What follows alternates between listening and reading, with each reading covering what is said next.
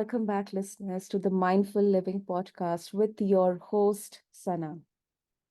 Today, we are diving into the ultimate trifecta of life: fitness, mindset, and living your best life over 40. And joining us is none other than Clarence Ferguson, Coach Clarence himself. Listeners, he's the powerhouse behind Fit Over 40, a thriving community where transformation is not just a buzzword, but a lifestyle. Clarence is a fitness expert, mindset coach, mortgage team leader, podcast host, and wait for it, a personal chef as well. So, if you have ever wondered how to juggle midlife challenges while still crushing your goals and feeling fabulous, this is the conversation for you. So grab a tea or maybe coffee, a smoothie, or whatever fuels your day and get ready to be inspired. Clarence is here to share his secrets for connecting fitness to mindset and turning midlife into the prime of your life. So, Coach Clarence, welcome to the show, and it is an absolute honor to have you with us today. Thank you. Thank you for having me on your show. It's a pleasure, and I look forward to our conversation. Definitely. So, Coach Clarence, you are known for tying fitness to mindset. So, can you walk us through how building physical strength helps to shape mental resilience? Well, in the beginning of my career, we focused just on strength training, fat loss, Mhm, getting people in quote unquote shape. And what we start to notice over the years, why some people would be very successful and mhm, others would fail. And what we come to figure out is their minds weren't in it. We weren't focusing on connecting the mind with the physical part of it. So as I started to advance and study more, I learned that more people needed to connect their mind to it, figure out why people would sabotage their health, why they weren't getting stronger. And when you start asking those questions, it opens up to other issues. mm, Excuse me. hmm mm. I agree with that. Um, so many over 40s struggle with the idea that it's too late to start. I believe with the current present times, I think now it has gone down to maybe 35 or above that. So what advice do you have for overcoming these kind of mental roadblocks? Well, there's numerous examples of people who are well into their 60s, 70s, and 80s who are very fit, living very active lives. This starts with, why do you think that you can't get in shape? What are you comparing yourself to? What obstacles are you placing in front of yourself? Anytime I work with a new client, we just start with a conversation, where they are, what they know about their fitness, what they know about their health. And a lot of times when you're having those conversations, the obstacles that they're putting up will start to show up. And you have the opportunity to start to get into mindset, and then you can start coaching around those things, because a lot of times people put limiting beliefs on themselves, like you said, oh, I don't think I can do it, I'm too old, or I'm too busy, or I just got divorced, or I just had a death in the family. There's always a reason why. So we try to focus on why you can, but understanding those mental blocks up front help you craft the solution you need. Hmm, true, that's true. And you talk about sustainable transformation over quick fixes. Um, so, what are some key habits or practices that people can start making today to make long-term sustainable changes? Well, first, figure out what your why is, and you could either do that with yourself or through a consultation. Why do you feel like you need to make a change? Why do you feel like you need to get better? Mm-hmm. Then I would say, let's set up a calendar. A lot of my clients are in the business world. They follow schedules. So it's the same thing with getting your life in order, your fitness in order. I don't just make it about the gym, it's part of your life. Yeah. We look at the healthy mind. We look at a healthy body. We look at healthy environments. It's all of those things. So in that consultation, we'll look at the schedule, where things go wrong. How are they using their time when they get up? And we start teaching them little daily habits. The reason why we say we're not into a quick fix is because as your life changes, things have to change. When you're 40, you have certain issues that you don't have when you are 50. When Yeah. you're 50, you have different issues. So we map out sustainable things because we know motivation doesn't last, but daily habits do. So we start working on what are the daily habits. It might just be going for a walk every day, nothing major. So their life doesn't feel like it's changing so fast that they get overwhelmed and quit. If they Mm. drink 10 cups of soda every day, let's cut that back. If you are not moving, let's get you moving. Let's figure out, well, I live too far, I don't have a gym. Okay, let's work on a body weight program you could do at home. Mm. So that's what we do. It's basically, again, like we started the show with, is mindset. What do you believe about why you can't or can't do something? And typically my audience is business people, so it's very easy for me to relate business scenarios Mm. into their fitness. Makes sense. It makes sense, coach. Um, so now we have started to dive deep on our topic. Would you like to share a bit about your personal journey, how you got motivated to explore this connection between mindset and fitness? Oh boy. How much time you got? I'm old. I just turned 54. So I got started in the 90s. My first clients were athletes, football players in specific, and some track and wrestling clients. That's what I was trying to do. And then when I realized that I wasn't going to make it to the next level, I started focusing on helping them. And Mhm. then I got some aerobic competitors. They didn't need me to get in shape. They needed me to teach them strength exercises to help them get stronger so they could hold each other up. They could get through their routines because they did a lot of body weight stuff. They had to hoist their partners up. So they needed certain types of strength and mobility at the same time. So that led to me just becoming a trainer back in the 90s, really doing really well. I did some competing, I did some shows myself. I really focused on fat loss. And I started to gravitate more towards women at that time. And I was training a lot of women and some men, but majority of it was women. And I was getting great results. So again, at that point, I hadn't put any connection. I was just helping them out with their diets a little bit, Okay. and having them training. And then what I started noticing as they got older and challenges got difficult, I needed to start changing how I trained. And that's when I started to focus on nutrition. Really Mm. started really studying under some really educated people, and I started learning the role of nutrition. But when you learn nutrition, the more you get in nutrition, you have to ask yourself, why does someone eat something that most intelligent adults know that is not good? Is it financial reasons? They just shop where they shop and that's what they think they can afford? Is it because it's a comfort food?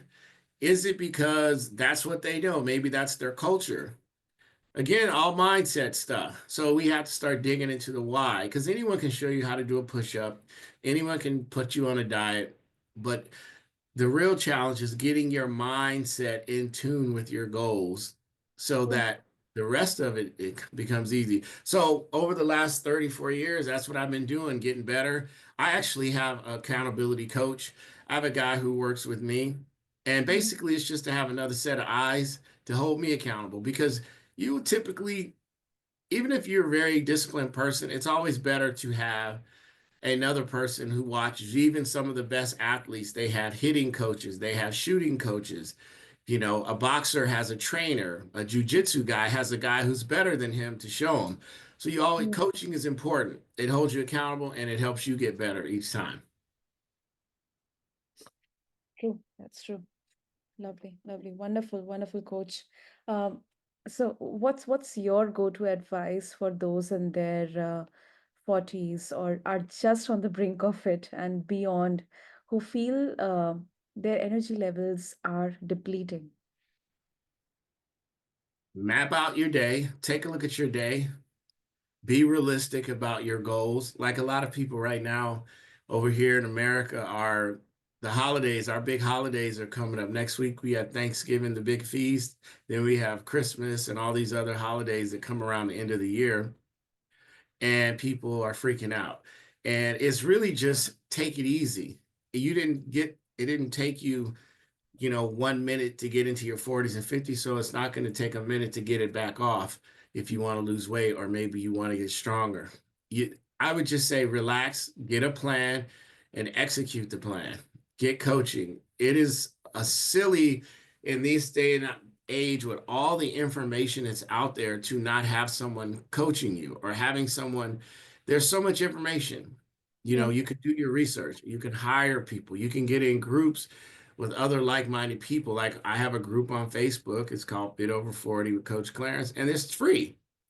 We put tons of every other day there's something in there that helps you. So we try to eliminate the excuses. And then if people feel like they need more, hand holding, then we invite them to have a consultation on the phone that's free. You can't lose. Hmm. Great, great. That's really, really useful. And I think one step at a time is Yes. first thing to take as a mindset within you, because it's a journey. It's not a quick fix. It's not a part of that just one New Year resolution. So I truly agree with you. Hmm. So you manage fitness, finances, you work with business people, and also mindset while wearing many hats, including as a chef and also mortgage leader. How do you maintain balance without burnout? Or how do you manage it? I work off a schedule, just like we had this conversation. I had to schedule it. I Mm, look at my schedule every day and I've had to learn to say no myself. And that's one of the things I teach people who start working with me. You have to learn to say no to some things. You can't do everything. I've mm, also not done as much of the cooking examples. Like I have to cook for some people this week for the holiday that hired me. mhm, Uh, I have had to say no to some of my friends that used to go out and party all the time. You just have to really control and make sure what you're doing is either making sense or making money for you. And if you are not balanced, one of those things are out of whack. Anything that's out of balance is going to cause you problems. If you're spending recklessly, you're going to lose money. If you're eating recklessly, you're going to gain weight and not hit your goals. If mm, you're thinking crazy, you're going to go out and do something. So you have to constantly be monitoring your own life. So when I check in with my fitness partner, that's what we talk about. He'll send me out a sheet on the weekend. I do the same thing with my clients. How was your week? What went good? What mm, went bad? Okay, so what adjustments can we make? And that's the same way I am with clients. How was your week? What can we do different? Same thing in my mortgage and credit repair business. I talk to clients, and a lot of them, they're all over the place. They don't have their money in order, their schedules aren't in order, all mm, mindset. They're too busy, their lives are cluttered. So, yeah, how I manage things is by balance, having accountability, and a schedule. It's important to have your day mapped out. You can, even down to fun things, plan to go watch a movie, maybe have date night with your significant other. You plan all that stuff. yes. Wow, that's a lot of clarity.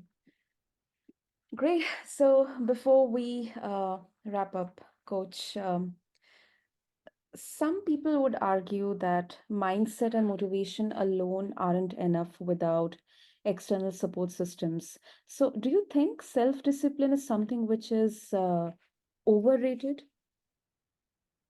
No, Uh-huh. but you get self discipline through accountability from yourself, from accountability partners, and by looking at the goals that you set out. If you write your goals down and you look at the activities that get you to that goal, you can kind of control yourself and say, wow, I'm not really hitting those goals. Well, here's why. I said I was going to walk 10,000 steps today. I only did 3. Well, you need to walk more. Or, hey, maybe I said I was going to stop spending so much on my credit cards. Did I monitor my budget? Self discipline is a big part of it, but it's all from daily commitment to the daily activities. That's how you become disciplined. When you hear about someone who's famous and they say, well, he's very disciplined or she's very disciplined. All that means is they are committed to daily things that get them to the level that they're at. It's nothing rocket science. We always look at famous rich people or very successful athletes and we go, "Ooh, what did they do that makes them so special?" But if you really talk to them and you go through their day, they do certain things to become that person that they are. So self-discipline is a lifelong journey because in your life things will change. If you're a female, maybe you get married, maybe you have babies. Your life Mm-hmm. is constantly changing, so you have to constantly be changing your flight plan, Yep. if you will. Yep. Great. Great, coach. And before we conclude, what's one mindset shift or breakthrough you have had in your own life that you think others in midlife could benefit or take an inspiration from? I'll be honest with you. One of my biggest thing is forgiving myself. Hmm. Struggling to not be able to change everything instantly, like you talked about. I'm a very driven person, and when I can't change things really fast, it's frustrating. And when I say forgiving myself, letting go of the things I just can't fix. Sometimes that's people, sometimes that's relationships, sometimes it's just a past. You can't go back and fix the past. All you can do is try to move forward, and that's what I try to do. So the biggest breakthrough for me is forgive yourself. You're going to make mistakes. You're going to fail. You're going to lose. I actually posted that on LinkedIn today. Embrace the losses. The losses provide lessons so that you can succeed in the future. Inspiring, coach. Well, thank you so much for such an enlightening and eye-opening conversation today on the Mindful Living podcast. And if our listeners they want to get in touch with you and also explore more about your coaching and about the tools and practices to connect fitness and mindset, how they can do that. Info@coachclarence.com. You can also go to any of my socials. I'm on Instagram at Coach Clarence One, also on Instagram at Clarence M. Ferguson. Anywhere you Google Fit Over 40 with Coach Clarence, something will pop up and you can find me. But the easiest is to email me, info@Coach Clarence, and let's just start a conversation. Great. We'll have all the details mentioned in the show notes for our listeners. And Coach Clarence, thank you so much for sharing your wisdom, your journey, and also your energy with us. So, you have given us some great insights and tips, whether we are in our 40s or maybe 140, not to brag about. It's never too late to rewrite our story, redefine our potential, and also start living the life we all deserve. So, thank you so much for the inspiring work you are doing. Thank you. Thank you for having me. I appreciate the opportunity. Listeners, don't forget to check out the show notes if you want to get in touch with Coach Clarence. You can also follow us on Instagram at mindfulliving.bizblend. Until next time, stay mindful, stay motivated, and keep thriving. Thank you.